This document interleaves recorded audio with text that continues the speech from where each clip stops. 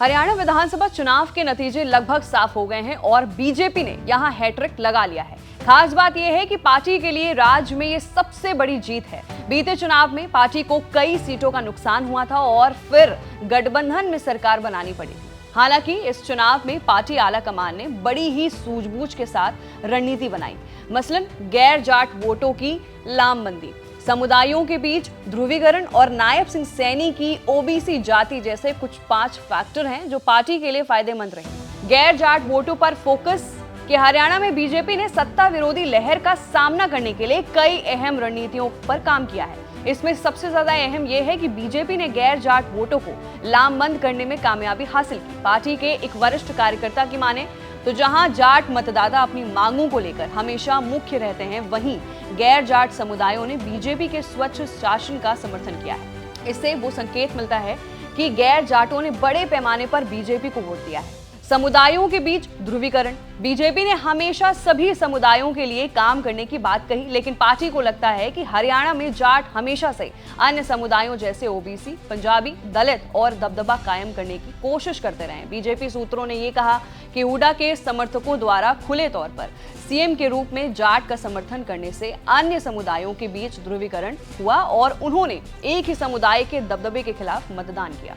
सैनी को चेहरा बनाना, मतलब ये कि पार्टी के लिए फायदेमंद रहा। बीजेपी ने नायब सिंह सैनी को चेहरा बनाकर सत्ता विरोधी लहर का मुकाबला करने में मदद की। चूंकि सीएम सैनी ओबीसी समुदाय से आते हैं और पार्टी ने एक ओबीसी नेता को प्रमुखता देकर समुदाय का एक मजबूत समर्थन हासिल किया है। सैनी की साफ छवि और आम लोगों के साथ उनकी पहुंच ने भी इसमें योगदान दिया है।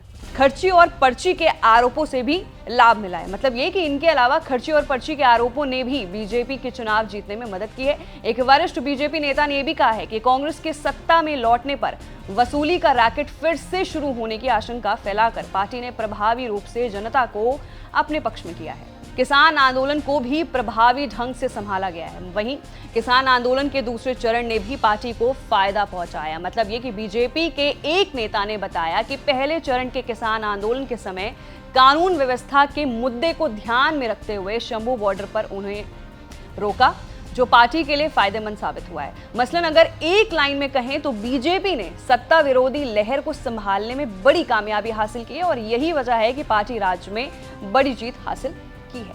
हरियाणा में बीजेपी के 4 प्रभारी हैं, धर्मेंद्र प्रधान, विप्लव कुमार देव, सुरेंद्र नागर और सतीश पुनिया। इन 4 नेताओं ने लोकसभा की सीटों को आपस में बांटा और उन्हें संभाला भी। हर प्रभारी ने अपने प्रभार की लोकसभा सीट पर माइक्रो मैनेजमेंट किया, जातिगत समीकरणों को साधा, उम्मीदवारों का चयन उसी हिसाब से किया और मुद्दे तय किए।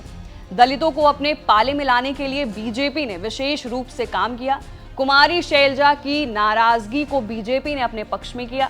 सीएम पद से खट्टर को हटाने का फैसला सही रहा। खट्टर के चेहरे को प्रचार से दूर रखा गया ताकि लोगों में उन्हें लेकर नाराजगी ना हो। किसान जवान के मुद्दे ने काम किया और किसानों को 24 फसलों पर एमएसपी और अग्निवीरों को पेंशन वाली नौकरी का वादा भी पार्टी के लिए फायदेमंद रहा। तो ये वो 5 फैक्टर थे जिसकी वजह से हरियाणा में बीजेपी ने जीत हासिल की है। फिलहाल आपकी इस पर क्या राय है, नीचे दिए गए कमेंट सेक्शन में अपनी राय जरूर दें। मैं थी आपके साथ वंशिका सिंह और आप देख रहे हैं एबीपी लाइव।